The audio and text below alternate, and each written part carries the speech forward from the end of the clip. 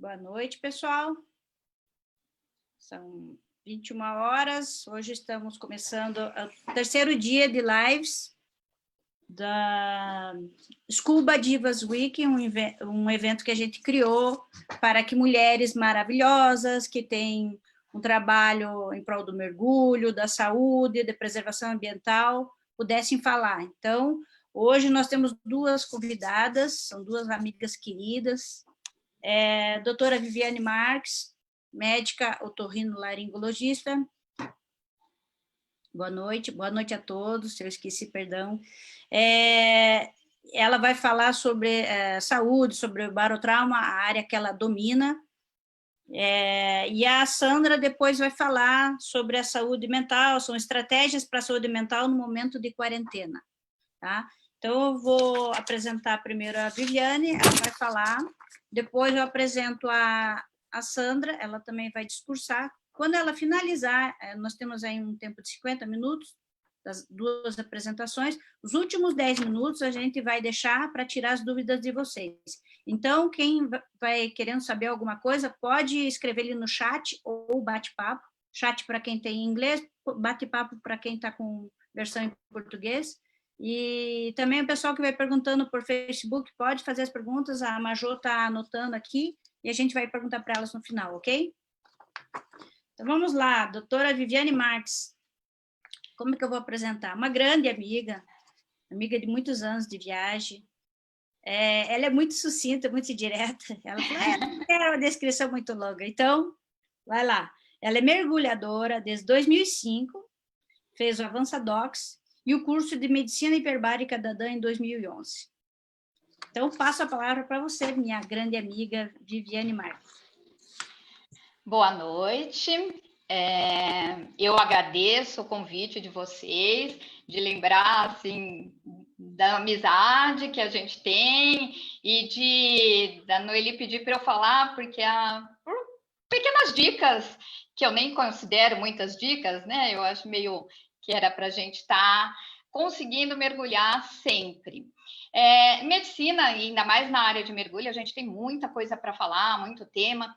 Então, como a gente tinha pouco tempo, eu escolhi os barotraumas, porque a gente sempre pensa na doença descompressiva, que é uma doença mais grave, que ninguém quer ter, que pode até morrer, mas a gente esquece um pouco dos barotraumas. E o barotrauma pode acontecer desde a piscina, lá no treinamento do básico, no check-out do básico, numa pessoa mais avançada, num mergulhador, num instrutor, num fotógrafo que fica sobe e desce. Então, se não consegue ou se não aprende ou não lembra de compensar as câmeras de ar que a gente tem, a gente pode ter muito problema desde o começo. Eu conheço alguns mergulhadores que começaram a mergulhar e desistiram porque já no check-out teve algum problema em ouvido, por exemplo, e para a gente estar sempre mergulhando numa boa, né? Então, vamos... Isso aqui é só um roteirinho, é uma pseudo-aula, digamos assim, né? Entrou? Alguém me disse, entrou? Aí, começou. Começou? É que para mim não começou. Sim, para mim começou. Vamos lá, vocês estão vendo, né? Sim. Agora entrou para mim. Bom, muitas pessoas vão no consultório depois de um mergulho, ou que voltaram com um ouvido um pouco doendo, um pouco e me falam, mas eu fiz um mergulho só 5 metros, eu não passei dos 6 metros. E aí a gente fala, você teve o curso teórico, você lembra que a variação de pressão é exponencial até os 3 primeiros metros? Então, para você chegar no 6, você passou pelo 3. Para você voltar para a superfície, você também vai passar para o 3. Então, o barotrauma não está ligado apenas a grandes profundidades, como muita gente ainda acredita, tá? Toda vez que não vou dizer toda, mas várias pessoas no consultório me falam isso, eu só não passei de 10 metros. Não importa, para chegar no 10, você passou pelo 3. para voltar para a superfície, você também vai passar pelo 3. Então, a compensação das câmaras de ar tem que ser em qualquer profundidade. Tá? Para a gente estar lá nos 6 metros e conseguir descer nos 30 metros. Quem não compensa, não tem essa recompensa. Essa é uma foto de uma viagem do ano passado, do Juan Quinteiros, que me deu um quadro que eu fiz aqui em casa, e isso é 30 metros. Se eu não compenso a 5, eu também provavelmente não vou compensar a 30. Barotrauma significa trauma causado por pressão. E a gente sabe que conforme a gente vai mergulhando, a pressão vai aumentando, né? Então, é uma atmosfera a cada 10 metros, mais a pressão externa, né? Então, a pressão vai aumentando paulatinamente. E aí, os espaços onde a gente tem ar podem sofrer algum trauma causado por essa pressão. Então, tudo onde a gente tem ar. Ouvido, a gente tem ar, seios da face, a gente tem ar, estômago, a gente tem ar, pulmão, a gente tem ar, intestino, a gente tem ar. Então, na teoria, todos esses locais também podem ter barotrauma, tá? Os mais comuns não são, graças a Deus, todos esses, né? O mais comum é o de ouvido. Então, esse slide aqui é da internet, mas eu imagino que seja, apesar de não ter o nome, mas é bem didático para a gente ver. O que é um barotrauma? Ele ocorre quando a pressão do espaço de ar que a gente tem é menor que a pressão externa. Então, se eu estou descendo, está aumentando a pressão em cima de mim, a pressão hidrostática está aumentando. Se eu não compensar, o que vai acontecendo? Vai colabando esse meu espaço, tá?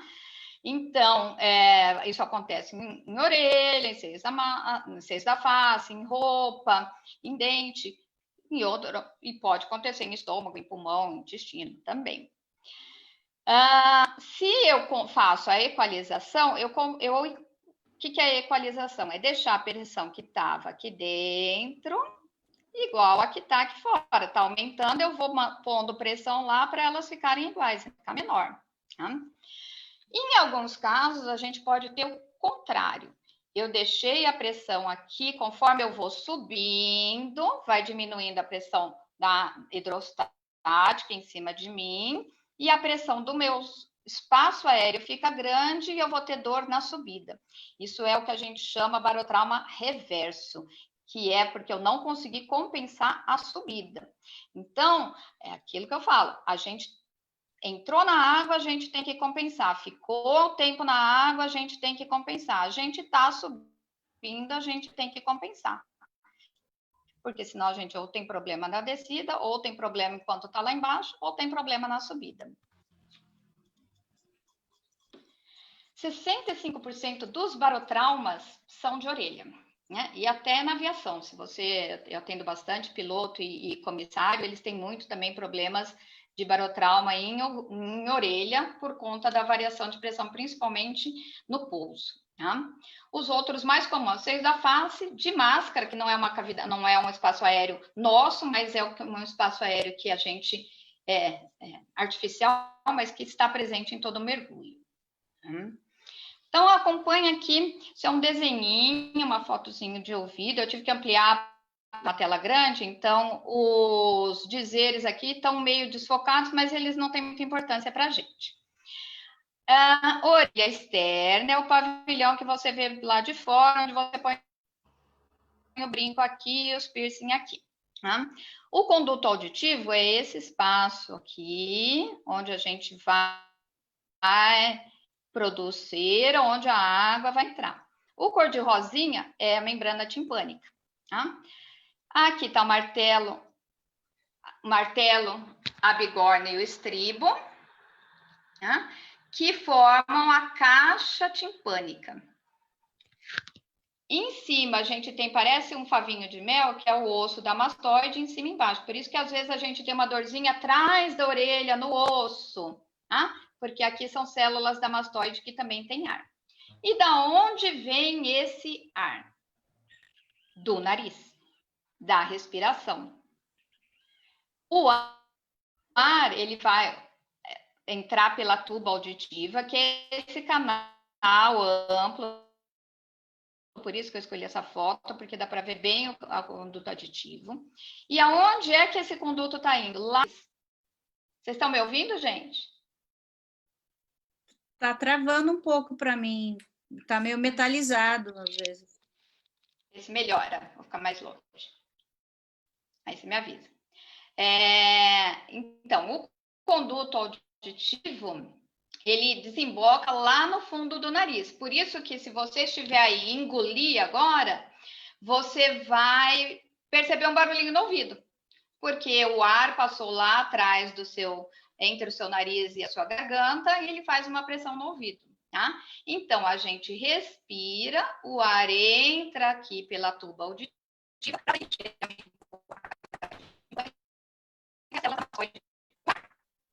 Então, na hora que a gente está mergulhando, a água, a pressão hidrostática vai empurrando isso para dentro e eu empurro com o ar para fora.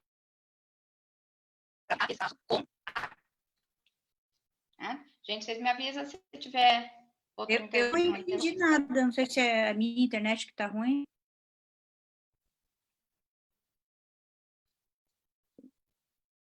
Melhorou? Pode repetir, por favor? O desenho? Travando, a Luciana Pérez também confirmou, não é só para mim, não. Também. O Majô também falou que está cortando, Vivi. Bom, vamos ver se aqui está melhor. Não, melhorou, vamos ver. Melhorou? Melhorou para vocês aí? Fábio, Uru, Luciana Pérez, Claudinha Lomba, estão vindo bem? Melhorou? É que para mim, por isso que eu perguntei, para mim a minha imagem estava congelada, por isso... O Carlos também falou que está falhando. Agora eles estão dando sim, ok. Também tá estão melhor? Obrigada, pessoal. Bom, então eu começo a orelha de novo, tá? Vai. Então, aqui é a orelha externa, onde a gente põe brinco. O conduto auditivo, esse cor de rosinha, membrana timpânica. Atrás do tímpano, a gente tem os ossículos, martela, bigorna, estribo, que vão para a cóclea. Aqui em cima, se vocês olharem, parece um favo de mel, que é as células da mastoide, que também contém ar. Por isso que, às vezes, a gente volta, uma vez ou outra do mergulho, com uma dor atrás da orelha, parece que no osso, aqui assim no osso, porque a gente está, talvez, tendo dificuldade de compensar as células da mastoide. E por onde entra esse ar aqui, que eu falei que é nessa região, na caixa timpânica, a gente tem ar? Ele entra pela tuba auditiva, que é esse canal importantíssimo para a gente, tá? A tuba auditiva, ela desemboca aonde? No fundo do nariz, tá? Então, se você engolir agora, por exemplo, você vai perceber um barulhinho no ouvido, porque a hora que você engoliu, a tuba fecha para não ir saliva no ouvido e você sente aquele estalinho, tá? Então, a gente respira, o ar passa pelo nariz e o ar entra na tuba auditiva para manter essa região toda cheia de ar. Tá? A tuba auditiva agora, em mim, em vocês, em repouso, ela está sempre fechada. Ela, no desenho, parece grande, aberta assim, mas ela é sempre fechada, numa pressão de 20 milímetros de Hg. Uma pressão pequenininha, mas ela está sempre fechada. Porque senão qualquer coisa que a gente tomasse ia entrar lá para o ouvido. Tá? Então, lembra que ela está sempre fechada. Isso é importante para a gente compensar. Que horas eu começo a compensar? Na hora que eu pulei na água. Tá? Então, de novo, né? Uma cavidade toda preenchida para o ar. Quando eu estou descendo, essa pressão vai aumentando. E vai, se eu não compensar, ela vai colabando o tímpano contra aquela caixa que eu falei que era para ter ar. E o que vai acontecer? A mucosa que envolve, né, que é como se fosse a bochecha lá de dentro, a mucosa, a parte molinha lá de dentro do ouvido, se o tímpano vai colabando, ela começa a inflamar, começa a inchar. Esse edema vai formando um exudato, vai soltando aguinha lá dentro, e se eu não compenso e continuo descendo, vai romper vasinho e vai começar um sangramento dentro ali da caixa timpânica, vai formar um hematoma, um coágulo de sangue ali. Então, ela é a tuba auditiva que eu sempre falo para vocês prestarem muita atenção nela. Ela, em repouso, está fechada com uma pressão de 20 milímetros de Hg. Se eu começo a descer e não compenso, ela vai aumentando essa pressão, né, hidrostática em cima da gente, e depois que essa tuba estiver numa pressão de 360 milímetros de Hg, ela não abre mais. Ela vai colabar de vez. Tá?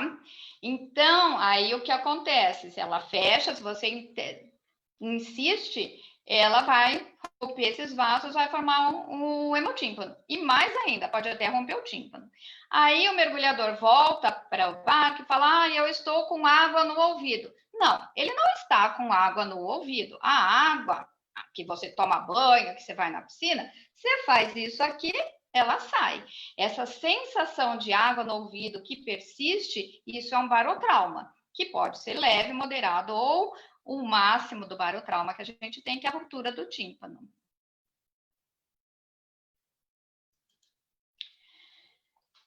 Causa de barotrauma de orelha.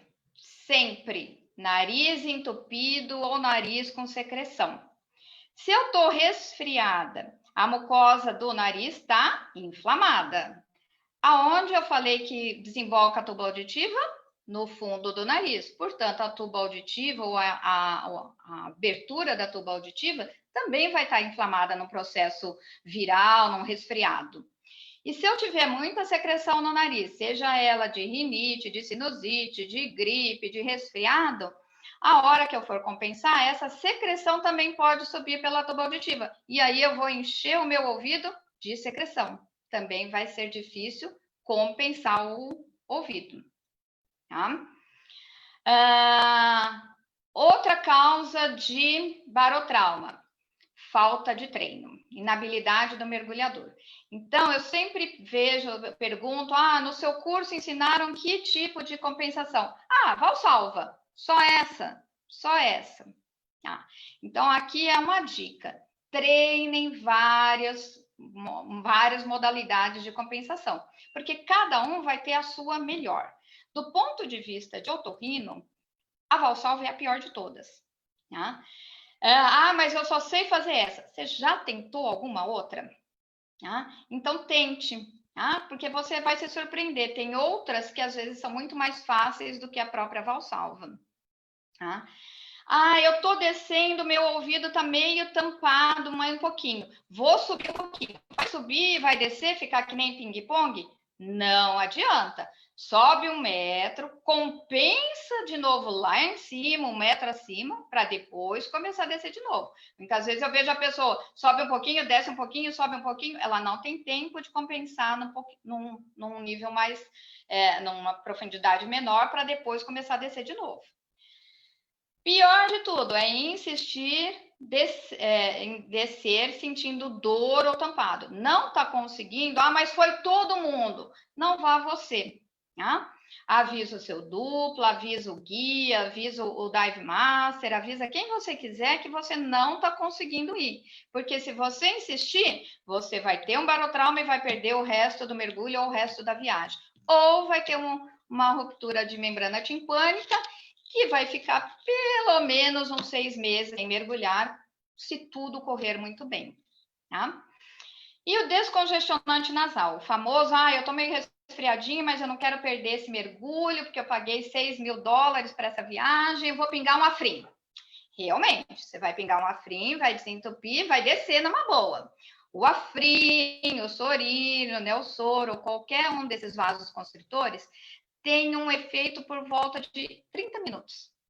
Um mergulho mais ou menos basiquinho assim, a gente sempre faz uns 45 minutos. Ou seja, vai passar o efeito do descongestionante lá embaixo e na hora de subir, a tuba vai estar fechada e você vai ter uma dor importante.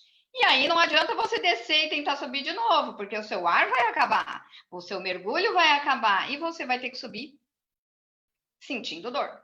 Tá? Então, nessa situação, você vai ter que aguentar a dor e pode, inclusive, romper seu tímpano, pode, inclusive, perder os outros mergulhos ou a viagem inteira.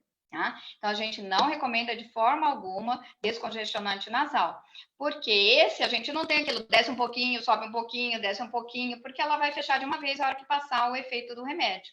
E o ar seu vai acabar em algum momento. Né? Então, você vai ter que subir.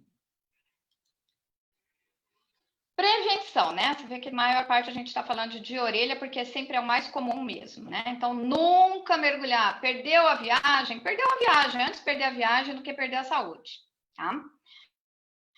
Se é uma pessoa que já tem uma rinite, que já tem uma sinusite crônica, trata antes, faz um tratamento na sua viagem em abril. Olha, eu tô bem, mas eu fico muito no ar-condicionado, eu começo a atacar minha rinite. Vai fazendo um tratamento prévio para não atacar essa rinite lá, para não começar com muita secreção lá na viagem, tá? Então, a gente faz tratamentos prévios, tá?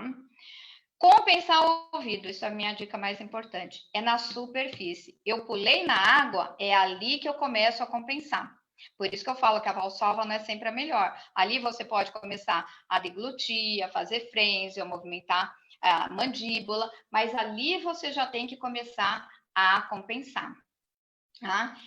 Não a hora que o ouvido tampou, não a hora que o ouvido doeu, você já perdeu o time. Treinar várias técnicas de compensação. Pega um lugar que você vai, sei lá, eu já fiz isso na Laje de Santos com várias pessoas. A gente fica no cabo, mãozinha por mãozinha, vai engolindo, vai vendo compensar, porque aí ele não tem que pensar na flutuabilidade e só pensa na compensação de ouvido com outras técnicas, até isso ver qual é a técnica que é melhor para ele, para a pessoa, né? E respeitar a dor, tá? Não importa o quanto você pagou na viagem, não importa o seu sonho de viagem, importa a sua saúde.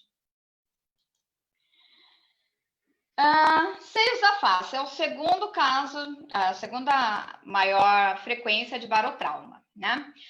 Seios da face para que serve? São cavidades com ar para deixar a nossa cabeça mais leve, né? São 4, né? Na figura aqui a gente só vai mostrar 3. Seio maxilar, o seio etimoidal, que é aqui ao lado do olho, o seio frontal, que é aqui na testa, e tem o esfenoide, que é atrás do olho, tá? Como vocês podem ver no desenho, olha o seio maxilar, o tamanho dele. Olha a entradinha aqui pequenininha dele, que é o ósseo do seio. Olha o seio frontal que grande. Olha a entradinha dele que pequenininha. Como é que entra ar nos seios? Pelo nariz. Vi. 5 minutinhos. Pelo nariz. Então, de novo, importante, respirar bem, ter o nariz bom para compensar os seios da face, tá?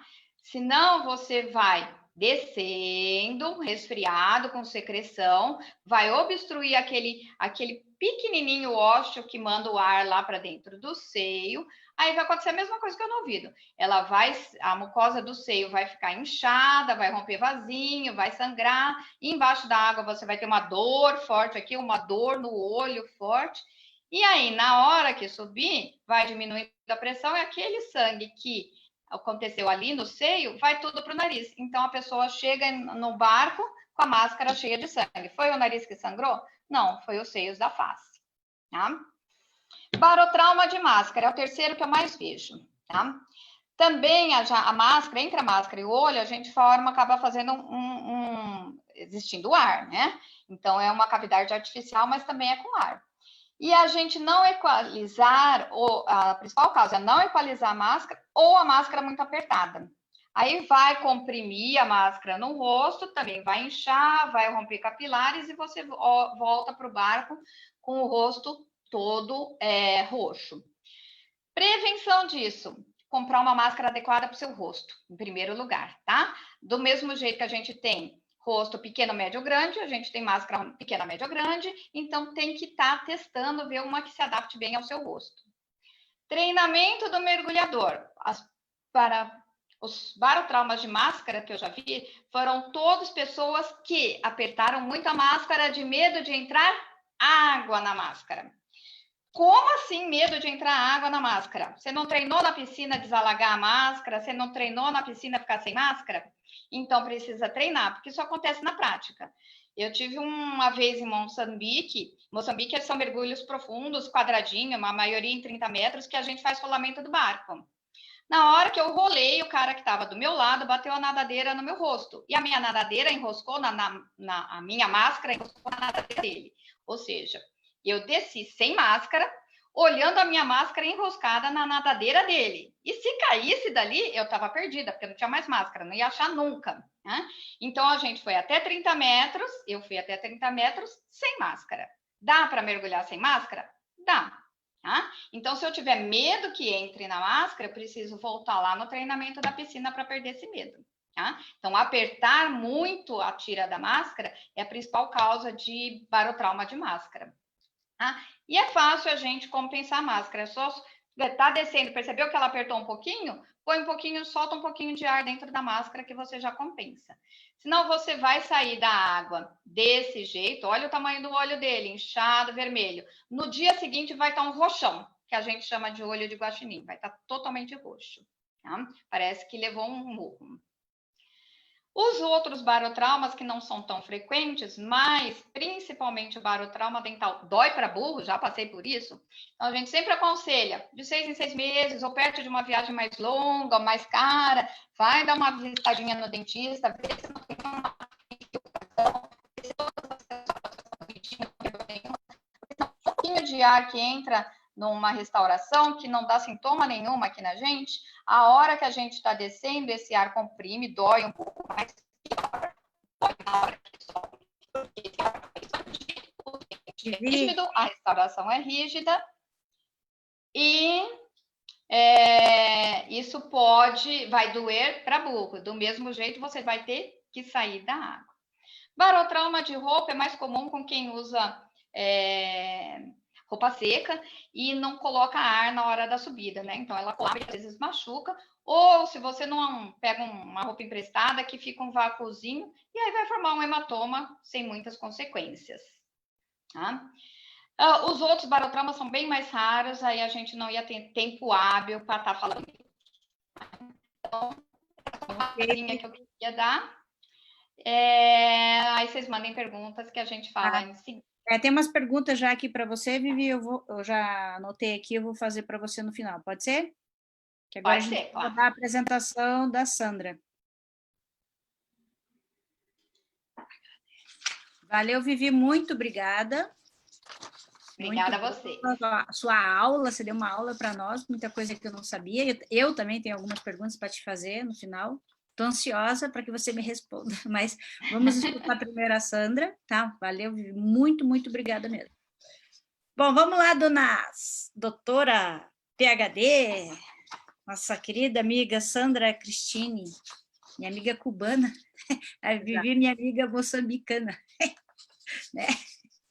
Então, vamos lá. A Sandra é PhD em enfermagem, psicanalista e mergulhadora há 12 anos. O mergulho faz parte da busca pela minha paz e consciência ambiental, disse ela. Momento esse de reflexão e compreensão de quanto devemos preservar o universo marinho. Que lindo. É com você. Obrigada. Boa noite a todos. Para mim é um prazer estar aqui com vocês. Qualquer coisa, fale se não estiver me escutando bem, tá bom? Eu vou colocar a apresentação. Antes, eu queria estar agradecendo a Scuba Divas por ter me feito esse convite. Foi muito legal estar participando desse grupo. Eu acho que cada noite a gente está aprendendo mais coisas, e principalmente nesse momento que a gente está tão longe do mar, né? Então, é um período que a gente consegue, pelo menos, rememorar e sentir um pouquinho nessas discussões a proximidade desse mar e desses nossos amigos tão queridos. Então, vamos lá. Vou tentar compartilhar aqui a apresentação. Tá. Dá um toque aí para ver se ela está... Ok, apareceu para mim aqui. Deixa eu só, porque tem um delay. Deixa eu colocar. Aí. Tá no último slide. Aí. Deixa eu só agora tirar a tela daqui, porque senão não aparece. Aí. Então, A gente combinou de falar um pouquinho sobre estratégias para a saúde mental no momento da quarentena. Então, eu vou primeiro dar um review do que está acontecendo, bem rapidinho, para a gente entrar no contexto. O primeiro ponto importante que a gente tem que lembrar, né, que vem sendo tratado nesses meses, é que a OMS, ela relata que 1/3 até a metade da população que passa por uma pandemia pode vir a sofrer de alguma manifestação psíquica, seja ela de curto, médio ou longo prazo. É importante ainda lembrar que quanto mais rápido conseguimos montar uma estratégia, oferecer suporte e prover estruturas de apoio emocional, muito menor será a probabilidade dessa população vir a desencadear algum transtorno psíquico. Então, olha o quanto isso é importante ao que a gente vem falando, o que a gente está escutando diariamente. Agora, falando só um pouquinho dessas pandemias, né? Trazendo a história, né? Então, a gente tem, em 1351, a peste negra, que dizimou 200 milhões de pessoas. Em 1920, a gripe espanhola, que foram 50 milhões de pessoas. Olhando para 2009, H1N1, 300 mil mortes no mundo todo. E agora, até a presente data, até o dia de hoje, Covid-19, neste ano, matando 323 mil pessoas. Então, olha o quão grave está esse cenário. E aqui, só para a gente olhar rapidinho, a importância desse distanciamento, desse pico, que o pico, essa questão da quarentena, do distanciamento social, não é para acabar com a pandemia como um todo, mas sim para que os hospitais tenham recursos, condições para cuidar dos pacientes como um todo. Por quê? Sem as medidas de contenção, a gente ia ter um pico muito rápido da doença. Então, a ideia do distanciamento, dessa coisa da quarentena, é para que esta curva, esse pico, ele se torne um pouco mais achatado. E, com isso, o sistema de saúde consiga dar conta de atender todo mundo que está ficando doente, né? E a gente tem algumas fases da pandemia como um todo. Primeira fase é a negação. A segunda é a busca por soluções mágicas. A terceira é uma compreensão que precisamos ficar em casa para reduzir o contágio. E a quarta é o compromisso social, atitudes menos individualistas, focando mais na sociedade. Hoje, olhando, eu acho que a gente ainda está transitando na segunda e na terceira fase. Por quê? Soluções mágicas de medicamentos que não fazem nenhum bem para a saúde, não previnem, não ajudam, estão sendo aí colocados em prova, e ainda essa questão do isolamento, do distanciamento, que principalmente aqui em São Paulo, que é, pelo menos a minha vivência, está muito difícil. E no Brasil como um todo a gente escuta e vê isso diariamente. Então, agora falando um pouquinho de saúde mental. Então, na saúde mental, eu gosto de citar sempre um escritor, o nome dele é Viktor Frankl. Ele foi um neuropsiquiatra judeu. Ele viveu durante 3 anos num campo de concentração na Alemanha. Neste momento, ele perdeu toda a sua família, ele ficou sozinho. E durante esse período, o período da clausura no campo, ele escreveu o livro chamado Em Busca do Sentido. E nesse livro tem uma frase que mexe, eu acho que é uma frase muito importante nesse tempo, é da gente estar. Quando não podemos mudar uma situação, somos desafiados a mudar a nós mesmos. Então, essa frase, eu acho que ela tem tudo a ver agora com esse momento, porque a gente não tem o controle da pandemia, mas a gente tem o controle das nossas reações e de como eu ajo e reajo a determinadas circunstâncias. E aí, a gente vive esse emaranhado. Hoje, a gente vem vivendo esse momento histórico das nossas vidas. A gente nunca passou, nunca imaginamos passar por essa situação. É difícil entender algo que a gente nunca viveu, nunca experienciou. Diariamente, a gente é bombardeado por tanta informação que a gente fica perdido. Algumas informações bastante pertinentes, outras muito tristes. Imagens fortes. Eu falo que, para mim, o que me mexe muito é quando eu estou na televisão, olho aquela cena do cemitério com aquele monte de covas preparadas para receber os corpos. Aquilo, para mim, pessoalmente, mexe, é uma coisa muito forte. E aí, cada um lida com essas situações de uma forma ou de outra. Além da gente estar sendo diariamente expostos a fake news, que isso também gera também um pouco mais de ansiedade, porque a gente não sabe o quanto é verdade. E aí, ficamos cada vez mais ansiosos e com medo, o medo desse desconhecido, daquilo que não tem controle, a gente não tem controle, pois não temos a mínima ideia de como será esse amanhã. E desse jeito, a gente precisa viver um dia de cada vez, para que com isso possamos diminuir a ansiedade e situações de estresse. E aí também vem essa história da quarentena. A gente ainda precisa lidar com isso, que também não é fácil.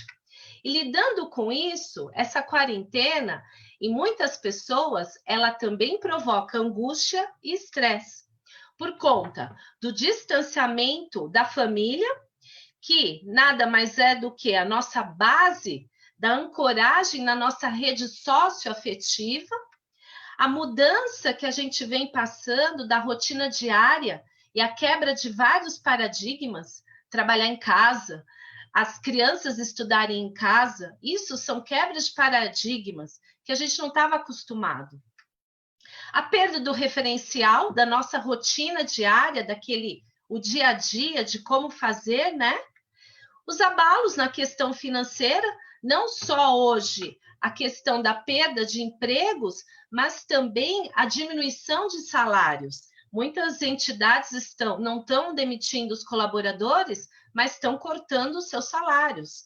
Então, isso também gera toda uma ansiedade. E a restrição da liberdade no poder de escolha, aquela história do ir e vir. Hoje a gente está tolhido, nós estamos perdendo essa capacidade. Então, é uma coisa que essa questão da quarentena vem e vai mexendo conosco cada vez mais. E aí, diariamente, além de tudo isso que a gente vê, se a gente liga a televisão, a gente ouve que os hospitais, eles vão entrar em colapso. Hoje mesmo, o sistema de saúde já fizeram as contas do jeito que está indo, se a população não respeitar essa questão do isolamento, daqui 3 semanas não teremos mais leitos. E não é só no sistema público. Por quê? Hoje está sendo contratado leitos de hospitais privados, que também daqui a 3 semanas já vai ter esgotado a capacidade. Então, olha isso, olha quanto isso é tão sério. E a gente vai cada vez mais, essas condições, vai gerando mais ansiedade na gente. Eu gostei dessa figura, que é o meu colega Freud, com o coronavírus fazendo terapia. Então, falando dele, o que é esse sentimento, né, de angústia, medo, ansiedade? O medo desse desconhecido, dessa ameaça invisível. A gente não sabe como vai ser o vírus. Se eu pegar, como que eu vou me comportar? Será que eu vou estar entre os 81% da população que pega uma gripe comum? Ou se eu vou evoluir para os 14% que eu vou precisar ser internada e tomar um aporte ventilatório mínimo? Ou aqueles 5% que vai depender de uma terapia intensiva e ficar com um tubo na boca? A gente não sabe. Esse é o nosso medo. Além disso, tem o medo do nosso contágio, que é isso que eu acabei de falar. Não só do nosso, mas, por exemplo, para estar levando para famílias, para amigos, para as pessoas queridas. O medo de perder o emprego ou ficar afastado por um período prolongado. O medo do futuro, porque a gente não sabe como vai ser esse futuro. Todo mundo está falando desse novo. O novo vem, a nova rotina, o novo normal. Como será que vai ser esse novo normal? A gente vai ter que se adaptar a várias questões. Não teremos mais, por um bom tempo, a questão de todo mundo se abraçar, ficar junto. Até surgir uma vacina para que combata esse vírus, a gente vai ter que manter o distanciamento social, sim. Vamos ter que usar máscaras. E a rotina de muitos estabelecimentos, por exemplo, cinemas, não sei se vai voltar, porque não vai poder ter aglomeração de pessoas. Então, esse vai ser o novo normal, até chegar uma vacina. E o sentimento de impotência que a gente tem, principalmente porque a gente sente que a gente não está ajudando como a gente gostaria de ajudar, que a gente está sendo privado de fazer algumas coisas para ajudar os outros, para ajudar a família como um todo. E aí, podemos dizer que quando não conhecemos algo, a reação mais instintiva, que é a primitiva, é de ter medo e ansiedade. O desconhecido, ele sempre assusta. Ele não é previsível. Não temos o controle da situação ameaçadora. É o medo do que é real e do que é o imaginário. Então, cada vez mais a gente vai trabalhando essa questão. E aí a gente vai falar um pouquinho agora sobre a origem desse medo. Esse medo, ele vem de uma questão formada pelo complexo reptiliano. Espera só um momentinho, apertei um negócio aqui, pronto. Para compreendermos melhor essa origem, nós, seres humanos, desde a nossa origem primitiva, lá no Homem das Cavernas, somos dotados de um cérebro chamado reptiliano. Ele, em conjunto com o sistema límbico e o neocórtex, eles formam toda a nossa estrutura cerebral. Esse cérebro reptiliano, ele é um órgão que governa todas as funções vitais do nosso corpo. Por exemplo, a fome, a sede, o instinto de fuga, a questão da raiva, do próprio medo, entre outras. Eles são responsáveis por esses reflexos ligados à nossa sobrevivência. E ele oferece duas alternativas para a gente: o de lutar ou o de fugir. Se eu luto, eu me deparo com a minha agressividade, o meu medo, e eu batalho por essa situação. E com isso, eu evoluo, eu evoluo na questão mental. Eu consigo lidar, eu perco o medo. Porém, se eu reajo com a fuga, o que vai acontecer? Eu vou negar essa situação. E é o que a gente está vendo muitas pessoas hoje negando isso tudo que está acontecendo. Então, isso não é uma forma racional de pensar. A gente está sendo levado o pensamento pelo lado mais emotivo, pelo lado da emoção.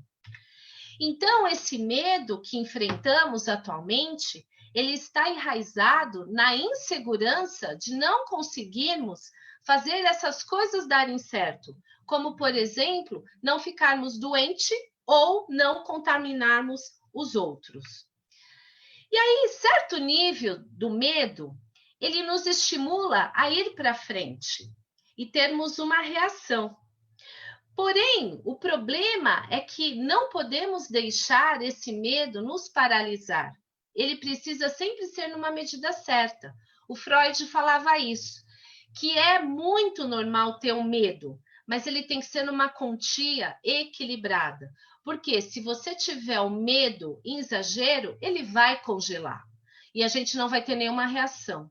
Então, a gente precisa trabalhar o nosso mental para que esse medo ele seja na medida certa, para que nos motive a caminhar, a andar para frente.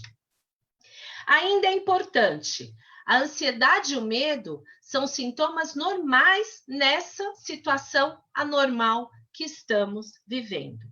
Além disso, é importante falar que quando você tem muito medo, muita ansiedade, isso também mexe no nosso sistema imunológico. Com isso, a gente fica mais vulnerável, mais exposto à predominância de doenças, ainda mais agora a questão do coronavírus. Então, quanto mais a gente equilibrar essa mente, melhor será. Temos algumas certezas, que haverá uma data para tudo isso acabar, que vai passar e que tudo passa. Que teremos novas oportunidades, eu acho que muita gente vai se reinventar com todo esse cenário, essa pandemia, sim. Tem gente que não vai sair do lugar, mas eu acredito que muita gente vai fazer diferente. E a gente vai ter muito ensinamento para a nossa vida. Eu acho que é uma realidade que veio para ajudar muito nessa questão, principalmente psíquica. E aí, o que a gente precisa fazer? Ser gentil com você mesmo e com o outro. Se permita. A gente precisa, nesse primeiro momento, criar bons hábitos, ter uma alimentação saudável, fazer um pouco de exercício físico. Ninguém vai virar um atleta agora, mas é importante um pouco de exercício, porque é comprovado que o exercício físico também aumenta a imunidade, então ajuda na prevenção de doenças. Ter um sono adequado e estabelecer uma rotina diária, para que você não fique perdido, para que esse sistema mental ele consiga se organizar mentalmente e assuma os novos compromissos. Além disso, eu acho muito importante, é uma coisa que eu faço, é inspirar em grandes líderes. Vê, por exemplo, Gandhi, Mandela, entre outros, que fizeram diferença em momentos difíceis das suas vidas e de vidas difíceis de uma comunidade, de um país, e que se desafiaram e que fizeram diferente lá na frente. Então, eu acho que vale a pena a gente pegar algumas histórias que nos iluminem. E aí, falando um pouquinho, propriamente dito, dessas dicas para a saúde mental. Vamos lá, deixa eu só trocar aqui embaixo, porque senão eu não enxergo. Separa um horário para você assistir ou ouvir informações pertinentes. Então, é importante você assistir um momento que passe orientações confiáveis. Não ficar o dia inteiro conectado na televisão. No começo dessa pandemia, eu deixei a televisão ligada o dia inteiro, quase que eu fiquei louca. A gente ouvia de um lado, ouvia do outro. Então, agora não. Eu escuto de manhã as notícias, escuto à noite a notícia, para ver o que aconteceu. Então, é isso. E fontes fidedignas, para também evitar essa coisa de fake news. Outra questão. Travou. Aí. Aceite os sentimentos como normais. Não precisamos estar bem o tempo todo, alegres, confiantes. Permita-se ficar também introspectivo. Isso faz parte da gente trabalhar nossa aceitação. Não resista a isso. Não é todo dia que a gente está 100%. Então, permita-se. Foque em fatos para tomadas de decisões. Esteja no seu controle.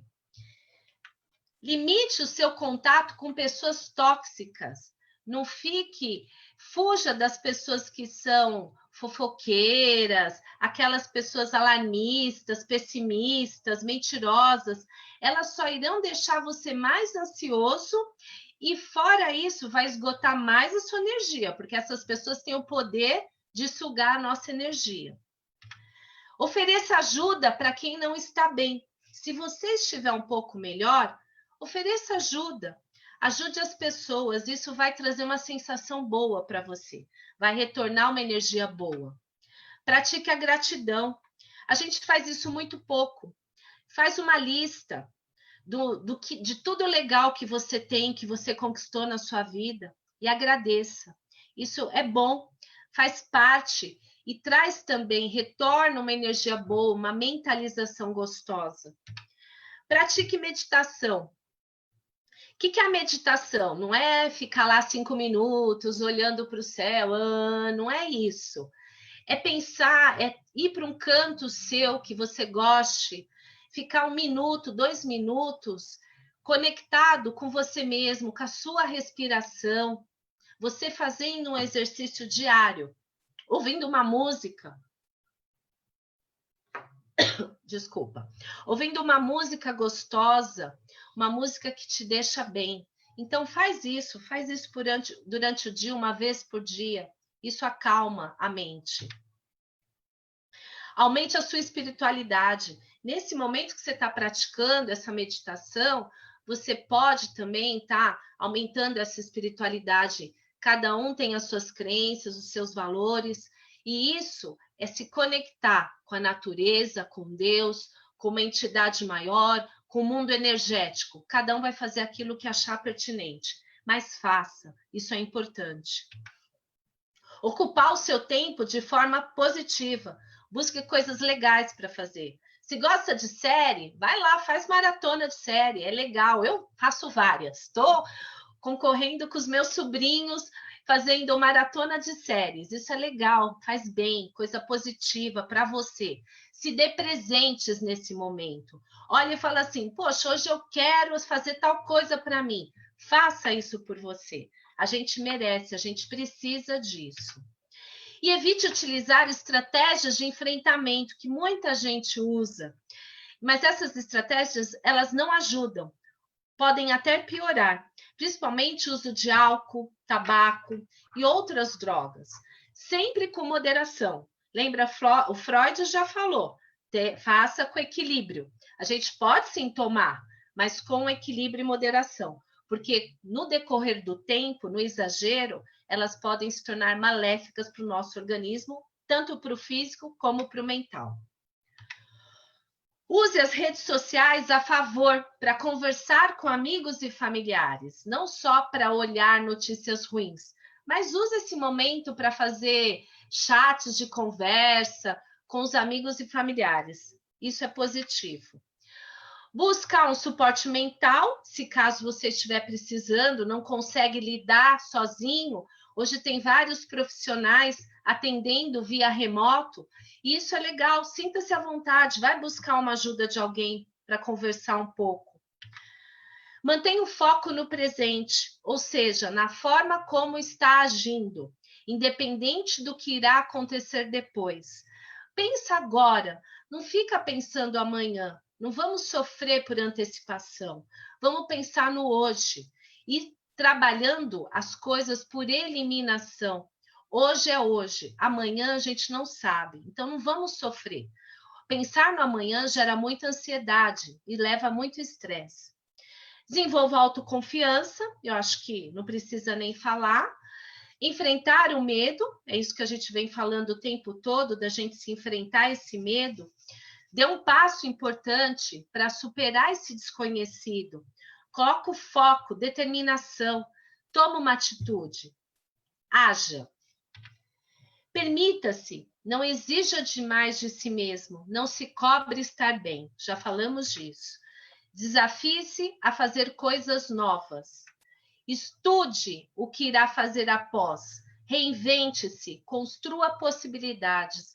Hoje a gente está num cenário que a gente precisa pensar como que eu vou trabalhar numa outra forma. Eu vou dar um exemplo. Eu sou psicanalista, tenho meus pacientes, tenho um consultório. Eu nunca imaginei atender o paciente por Skype. Não é uma maneira mais adequada, mas hoje é o que a gente consegue fazer para ajudar essas pessoas. E estamos nos reinventando. E eu já sei, participo de outros grupos, por exemplo, na psicanálise, isso vai ser uma evolução. Futuramente, muitos pacientes não vão querer mais vir ao consultório, se hoje já tivemos essa possibilidade. E a gente tem N casos aí. Vamos falar do mergulho. Cursos de mergulho, uma parte via Skype, remota, isso ajuda, acelera. Então, a gente já tem que começar a pensar nisso. Pensar em novas formas e jeitos diferentes de fazer o mesmo trabalho que fazíamos. Sandra, 5 minutos. Está acabando. Tenha paciência e não tome nenhuma decisão precipitada. Então, isso é o importante. Então, para finalizando, confie na humanidade, na ciência, no seu potencial de entender que não vale a pena sofrer por sofrer. Tudo passa. Está em nossas mãos escolher como queremos passar por tudo isso. Não podemos ficar presos no medo. Esse medo pode congelar. Precisamos aproveitar essa oportunidade para dar um novo significado em nossas vidas. Essa foto Foi a primeira vez que eu mergulhei com tubarão.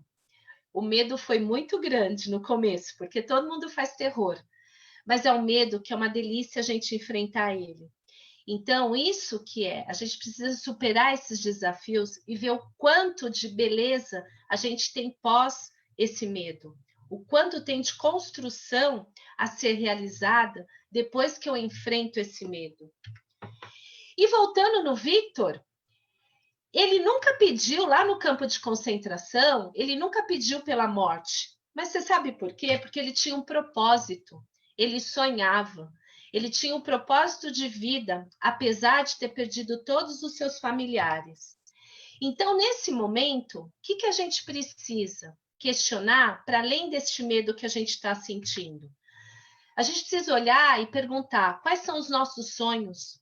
Quem queremos reencontrar após isso tudo? O que queremos construir? É certo que a gente não vai voltar mais ao normal. A gente vai ser diferente. O chamado novo normal. E aí, nesse momento, a gente deve perguntar o que queremos desconstruir, o que a gente quer descontinuar, abandonar, o que não podemos deixar que nos domine. A mudança, ela está em você. Transforme essa situação em aprendizado. Quando a situação for boa, desfrute-a. Quando a situação for ruim, transforme-a. Quando a situação não pode ser transformada, transforme-se. Para que logo, logo a gente possa estar nesse grupo, fazendo novos mergulhos em grupo, se abraçando, beijando e estando junto aí com a galera que a gente tanto gosta, curtindo aquilo que a gente mais gosta de fazer, que é mergulhar e ter essa conexão tão perfeita com a natureza e com a vida marinha. Então, é isso. Amanhã tem as nossas lives, não esqueçam, amanhã continua. E eu conto com vocês e estou aberta para perguntas. E muito obrigada por este momento estar dividindo um pouquinho com vocês. Obrigada. Que show, show. Muito obrigada. Vou desligar aqui. Vivi, pode abrir seu áudio. Show, vocês mandaram muito bem. Eu, pelo menos, gostei muito. Vamos às perguntas. Aqui do chat, vou pegar lá no início, é a pergunta para a Vivi. Vamos ver se eu consigo responder. Da Gabi. Cadê a da Gabi? Fui tirar o óculos, colocar leite e danou-se. Agora eu consigo a pergunta da Gabi aqui. Tem aí, Majô? A da Gabi aqui? Não.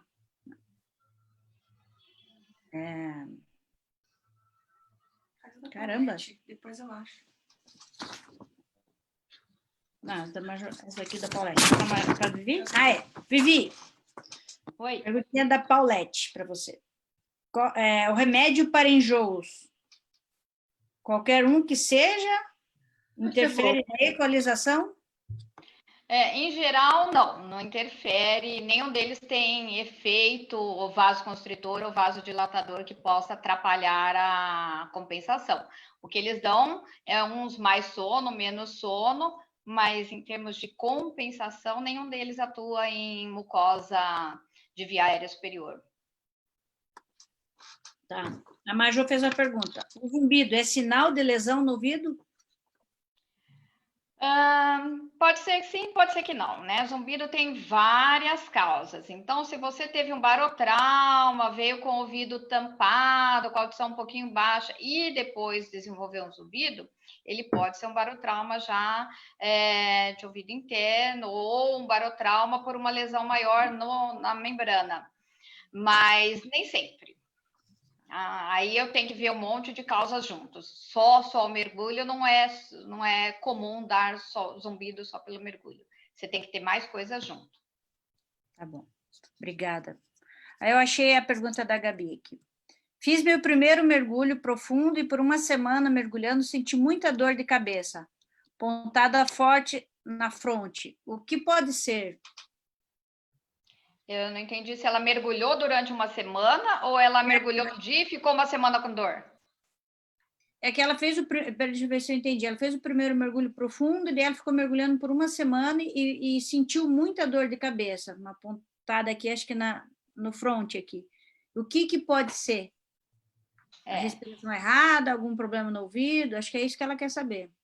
No ouvido não, talvez nos seios da face, né? Dor de cabeça, ela pode ter tido... o seio frontal, ele tem um ósseo muito pequenininho que fica lá no fundo, aqui, exatamente aqui onde a gente põe o óculos, né? Atrás disso aqui, por dentro do nariz, nessa região. E aí é uma região que é difícil de ventilar em algumas pessoas. Agora sim, se ela ficou uma semana mergulhando com dor, provavelmente essa dor também não era tão intensa a ponto de ser um barotrauma importante. Aí a gente tem que ver outra coisa que dá bastante dor de cabeça, desidratação. Pessoas que mergulham sem beber água. Tá? Eu conheço um monte de gente que mergulha, toma pouca água para não fazer xixi na roupa. Isso dá uma desidratação e dá bastante dor de cabeça. Qualidade do ar que ela estava respirando, também dá bastante dor de cabeça. Se eu fosse pensar num barotrauma, ela ficar uma semana mergulhando com dor, ela não teria chegado no final dessa semana por conta de barotrauma. Ela já teria sangrado esse nariz antes, ela teria ficado com uma dor um pouco mais insuportável. Então, aí tem que ver também se não teve uma baixa ingesta hídrica. Ela, isso, mergulhando em uma semana, abortava todos os 2 mergulhos e sangrou muito. Bom, então era barotrauma. Agora, ela não devia ter insistindo em mergulhar nos outros dias. Você tem que dar um tempo para você se recuperar, né? Não é? Provavelmente você já estava, depois que você congestionou, que você teve um sangramento, um hematoma lá no seio, vai levar uns 2 dias para esse hematoma se reabsorver. É igual quando você bate, sei lá, a perna na mesa, vai formar um roxo. O roxo não some num dia só, né? A gente pede para dar um intervalo para depois voltar a mergulhar, né? Tá, beleza. Não posso esquecer de falar que vocês receberam muitos parabéns aqui, o pessoal está curtindo. Obrigada. Eu quero agradecer a galera que está aí presente, acompanhando todas as lives. A ideia é essa mesmo, trazer pessoas muito inteligentes, com muito conteúdo para passar para a gente. Aí esse acho que é um dos exemplos, né, Sandra, que você falou da gente... se reinventar. Se reinventar, pensar em coisas boas, passar nosso tempo aprendendo, pelo menos é isso que eu estou fazendo curso online aí, como você já falou, estou fazendo aula com o Bonfim pelo Skype já há um bom tempo, então a gente tem que se inovar mesmo. Tem mais uma pergunta aqui, deixa eu ver. Os tipos de barotrauma, de manobra, você falou que tinha, não, que a maioria das escolas ensinam a manobra de valsalva, que é a pior. Quais são os outros tipos, Vivi? Bom, sem falar em nomes, porque nomes, aí daí a pessoa esquece, né? Por isso que eu não gosto muito de nome. Mais fisiológica, deglutição. Então, você puxa o ar, você respira. Antes de soltar e expirar, você engole. Aí, aquele ar que você insere vai entrar pela tuba auditiva lá por trás, que é lá no fundo do nariz, e vai para o ouvido. A hora que eu faço a valsalva, eu faço força, assim. Os nossos ouvidos, as nossas tubas auditivas, como tudo na gente, não é igual do lado direito e do lado esquerdo. Nós somos muito parecidos, mas nossos olhos são diferentes, nossa sobrancelha é diferente, nossas orelhas são diferentes, nossas mãos são diferentes. Tudo do lado direito é diferente do lado esquerdo. Então, você pode ter uma tuba um pouquinho mais aberta de um lado do que do outro. A hora que você fica forçando muito, aquela tuba que é mais abertinha, vai entrar muito ar. Você vai fazer um barotrauma reverso de tanto fazer valsalva. Então, esse não estava conseguindo compensar, mas eu saio do barco com esse aqui doendo, tá? De tanto fazer a valsalva. Então, tem manobra de movimentação de mandíbula, de falar, você vai movimentando a língua, a deglutição, que é a mais fisiológica, e aí você pode movimentar a cabeça, então esse lado está mais difícil, movimentar a cabeça, sempre tentar descer em pé, que é mais fácil o ar expandir para cima, né? Então, a descida de cabeça para baixo, ela é mais difícil de compensar, né? A tendência é mais difícil imagina você engolir, por exemplo, de ponta cabeça, é mais difícil do que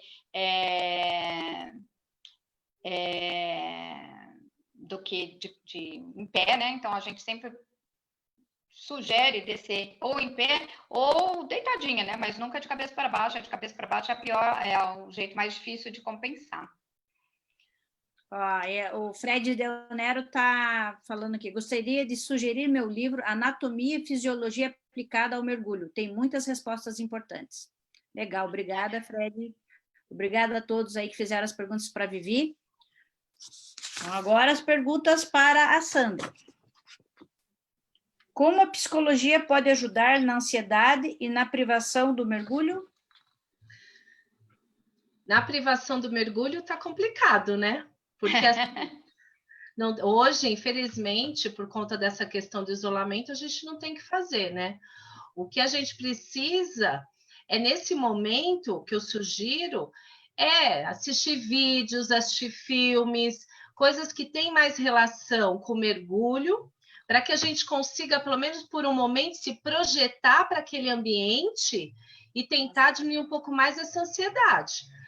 E rezar para que logo isso passe para a gente conseguir ir para o mar. Porque pelo menos lá embaixo acho que não tem coronavírus.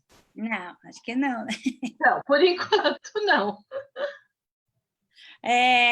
Vou fazer uma pergunta, eu não sei o que aconteceu, deu um bug aqui, uma pessoa entrou, por exemplo, estava com o nome da Majô, e é uma amiga nossa, a Josane Campos, que também é psicanalista, apareceu para mim como Aaron. Eu já arrumei o nome dela aqui, mas vou fazer a pergunta dela, tá? É sua colega de profissão. Sou psicanalista também. Estou feliz que estejamos falando sobre saúde mental na relação com o mergulho. Vivemos tempos difíceis. É preciso mesmo falar dessas angústias que a pandemia nos traz para nos ajudar a lidar com o medo do desconhecido e encontrar soluções criativas. Considero essa série de lives uma forma muito criativa de nos aproximar do nosso amor pelo mergulho e, de alguma forma, matar a saudade das bolhas. Parabéns a todos que estão participando. Parabéns para nós. Muito obrigada, Josane. Obrigada. Então, doutora, pode responder a nossa amiga Josane? Mas qual foi? Ela não fez pergunta. Ela fez um comentário, mas... Colocação. Uma colocação, mas o que você tem para falar para a colega mergulhadora e psicanalista também? Bom, a mesma coisa, né? Não tem muito... A questão da saúde mental é muito complicado, né? Porque a gente equilibra a nossa saúde mental mergulhando. Esse que é o foco, né?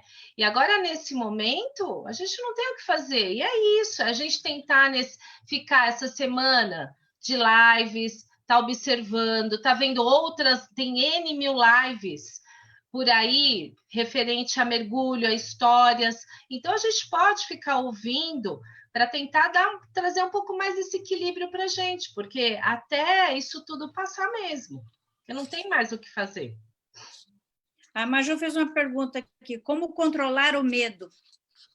Como controlar o medo? Então, numa situação dessa, o que é importante? Olhando, tem alguns exercícios que você pode parar, porque na hora que você é ativado pelo medo, seu cérebro reptiliano, ele está tomando a função. Então, a razão, ela cai fora. Nesse momento, você tem que parar, pensa e age. É igual a questão do mergulho. Pare, pense e decida, né? Então, você para, respira fundo, tenta ativar. Nesse momento, na hora que você para e pensa, você começa a ativar o seu cérebro de razão, o neocórtex. E aí ele começa a diminuir essa questão do medo. Não adianta sair fazendo, recebendo o impulso e ir. Então, tem que parar e respira e toma a decisão. Tá.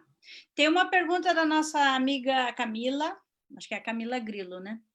Sandra, congelar o medo é igual ao pânico? Acho que ela quis dizer que a sensação, quando a gente congela, é medo ou pânico? O que... É isso. Congelar o medo chega a ser um pânico. Tá. O pânico não deixa você tomar nenhuma decisão, você para, congela. Em algumas... O pior é que, neste momento, o inconsciente, que é essa pulsão que a gente chama, que é esse cérebro reptiliano, ele toma conta de tal forma sua, que aí você não toma mais uma atitude consciente. E o pior de tudo, quando você congela e entra nesse pânico, começa a ter sintomas físicos. Aí começa a ter batimento cardíaco, angústia, aquela taquicardia, a sudorese. e em algumas situações até mesmo desmaio. Então, falta de ar. Falta de ar. Então, a gente precisa congelar. Antes de chegar no congelamento, tem que controlar, domar esse medo antes. Eu tinha muito medo da água, eu fui aprender a nadar e depois fui para o mergulho para lidar com esse medo que eu tinha da água. Morria, eu tinha pavor. E hoje, se eu puder, não saio da água. Tá vendo? Porque você lidou com isso. Porque você, de uma maneira racional, você lidou com essa situação. Quanta gente que tem medo e não enfrenta. Essa questão do enfrentamento é esse momento que você toma consciência, você ativa o seu cérebro que dá a razão, e aí faz você se deparar com isso e enfrentar essa condição. Porque muita gente não enfrenta esse medo. E esse é o problema, nega. O que é o negar? Eu não quero lidar com isso. É melhor eu não lidar com essa situação. Isso é psíquico, né? Então, não é muita gente faz que não é consciente. É uma forma inconsciente de você fugir daquela situação. Tá. Muito obrigada. Uma pergunta da Cláudia Lomba. Oi, Claudinha. O que podemos fazer para evitar reincidir uma crise de ansiedade? Perdão, ela corrigiu aqui embaixo. O que podemos fazer para evitar reincidir em uma crise de ansiedade? Reincidir a crise de ansiedade, né? Então, já teve. Então, já teve. Então, o ideal é sempre estar focado na própria pessoa, olhar, não sofrer, tentar não ficar trabalhando com expectativas para não ficar se frustrando, porque essa frustração que nos leva a ter essa ansiedade, porque a gente, enquanto ser humano, a gente quer muito, a gente tem muitas expectativas. Porque a gente tem toda uma constituição de crenças e valores, isso desde intraútero. Então, cada um tem um jeito de agir e reagir com determinadas situações. A partir do momento que você fica muito depositando, pensando muito no amanhã, tentando controlar o que você não consegue, que é o incontrolável, e isso aumenta a tua ansiedade. Então, o primeiro passo é viver o agora. É o momento presente. E ir trabalhando essas situações, diminuindo um pouco as questões do controle. Aí é uma sessão de terapia que a gente precisa conversar. Bom, eu vou encerrar por hoje. Eu quero agradecer muito as duas palestrantes, a Viane Marques e a Sandra Cristine. Quero agradecer a todos que ainda estão aí. Queridos amigos, muitos, eu não sei nem como agradecer, não tem como agradecer um a um, mas, gente, amanhã nós estamos com as meninas do Mergulho Técnico, convido a todos para participar, e desculpe se eu esqueci de fazer alguma pergunta das pessoas aí, me perdoem, mas a gente pode depois responder por e-mail, se vocês quiserem, me manda, acho que o Bonfim eu esqueci, me manda o e-mail que eu faço para a Sandra. Vocês também já têm o contato, né? Agora que eu lembrei. E é isso, gente. Um beijo enorme. Boa noite. Até amanhã na próxima live. Boa noite. Muito obrigada. Obrigada, gente. Beijo. Tchau, gente. Tchau, beijo. Tchau. Tchau.